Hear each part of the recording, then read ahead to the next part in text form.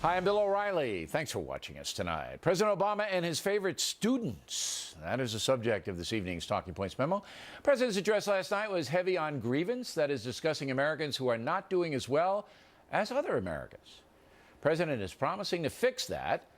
It's almost like he's a teacher with favorite students. Last night, American women fell into that category.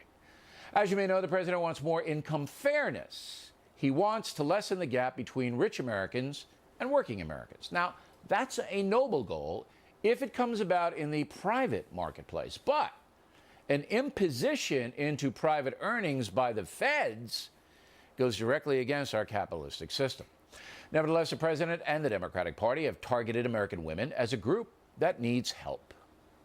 Women make up about half our workforce, but they still make 77 cents for every dollar a man earns. That is wrong. And in 2014, it's an embarrassment. Women deserve equal pay for equal work. It is time to do away with workplace policies that belong in a Mad Men episode. But that's not exactly the case. Here are the facts. In 1963, the Equal Pay Act was passed into law so the feds can punish any American employer who discriminates against women in the pay arena. As for the 77% number the president puts out there, analysis shows that American women are really making about 91 cents on the dollar compared to what men earn. Last August, the website Slate had an interesting analysis of the man-woman salary controversy, and it is worth reading. The article pointed out that men are more often in unions where the wage is guaranteed, and they tend to go into higher-paying professions. Also, American men work more hours than American women. So all in all, if you examine the facts, we really don't have a gender salary discrepancy in this country. But President Obama well knows that he and the Democrats badly need women to come back into the tent. With his job approval rating hovering around 40%, he has to mobilize the base who elected him. And women broke for Obama by 11 percentage points over Romney last time around.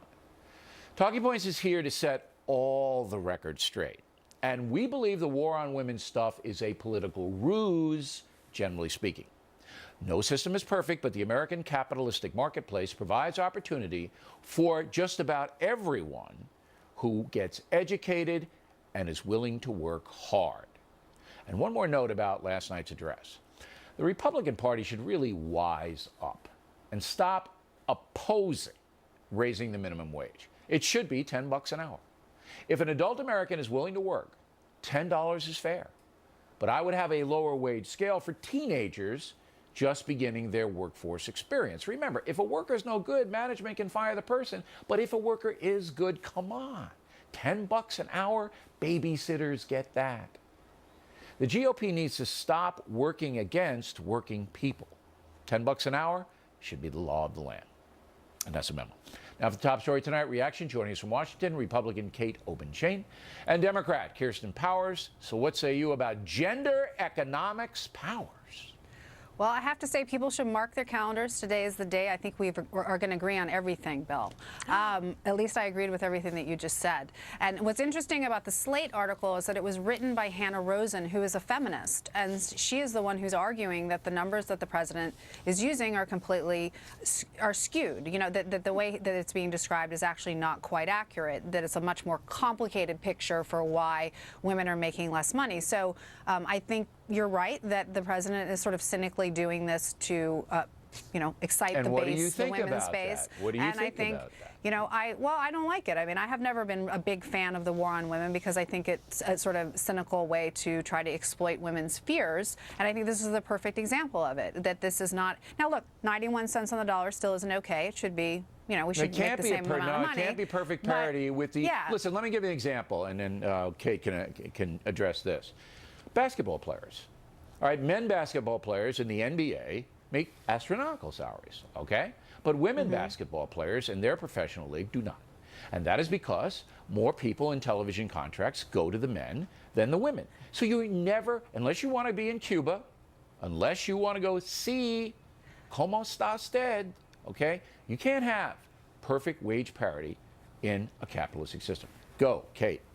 Right. Well, the 91% is actually pretty good. Pretty good. It is pretty good. And look, what the more radical feminists don't want to acknowledge is that the reason it's 91% is that women make different choices, and that's something that should be honored. A lot decide that they want part-time work. A lot decide that they want to stay at home with their kids, or they just, they get out of the workforce for a certain period of time. That results in the disproportionate number of hours worked. But when you take out married and parents, when you put together the childless, unmarried individuals, women make more.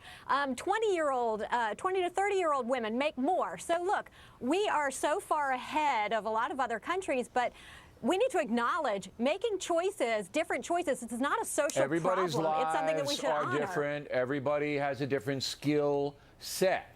Right. But there is a law, Powers, a law on the books, so that if you, Kirsten Powers, are not making as much money as someone doing exactly the same job, and I don't know how that's possible because you're so brilliant, I don't know anybody could really go up to that standard. But say there was a man as smart as you, all right? This is a hypothetical, it'd never be true. And you were getting less pay. The feds can raid the Fox News channel and put into cuffs. Hey, don't give them ideas, Bill.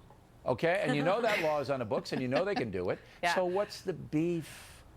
Well, I think that people could still discriminate, because how are you really going to find out what someone else is making? You file a claim, and they have to, in a deposition, show it. Yeah, but you would have to have a reason to. I mean, what am I going to go around the office and demand that people tell me how much they pay? What you don't know won't hurt you. All right, Kate. Well, what the Democrats want to do right now, what Obama wants.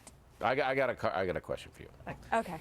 This minimum wage madness. I mean, when are these pinheads in the Republican Party going to wise up? When? Okay. All right. Well, this is insane. All right. No, $10 Bill. an hour for someone who wants to work and does a good job is not too much money in any part of the United States, from Homer, Alaska to Key West, Florida. You make an exception for the kids trying to break in, the teenagers, the students, right? But the Republican Party putting themselves on the wrong side of economic issues, this is a simple issue. Everybody can understand it. Even the people at MSNBC can understand this, all right? That's how simple it is. Go. They agree with you, Bill. I don't think that they're on the right side of the issue. I think economic freedom, letting the market decide. I'm glad that you you're taking on the imperialistic, elitist, leftist position here, telling I'm taking on the working class position. That they I worked for minimum wage when I was a kid at Carvel. $1.30 an hour. That's what I got. Okay. You're going to destroy some. $10 an hour, and that was way back in the Stone Age. They didn't have cars then. That's okay. What? They actually have to bring in more money. They have to bring in more money in order to pay these employees. The problem is $10 the guys at the lowest. Let me finish. The guys at the lowest rung are the ones who are going to lose their jobs. They're not going to get the foot in the door. The entry-level jobs. That's so much propaganda. There are very few businesses that can't afford that to get productive workers. Open the free market. Not baloney. It's just baloney. It's They're not on the wrong side of it. It is the free market. You're totally on the wrong side. You're the social engineer at this point, Bill. It's wrong. I know. I want a fair wage. Let the market decide. You're going to get rid of these jobs for the people who need them the most right now. If your guys keep doing this, the next election they'll win will be 80 years from now. They need to rise up. Because they believe that individual business owners should be able to set their own salaries. No, Or are you going to there's start got to be a minimum wage or there'll be exploitation. Salaries so that decide how much mortgage brokers can make, how much car salesmen can make. That's what we're headed toward with this sort of social engineering and decide what the market can bear. Let the private sector determine that. All right. Take a deep breath. You're way, way off in the deep end of the pool. This is just the minimum wage of the land. It should be $10. Get the government out of the way. I'm out of here. We'll have you more gotta jobs. have standards or there will be exploitation. Ladies, thank you. One footnote. Last night I predicted the factor might beat the State of the Union address in the ratings here on FNC. We did not, but we didn't lose by all that much. And as usual, we dominated the cable news ratings in the 8 p.m. hours thanks to you. Next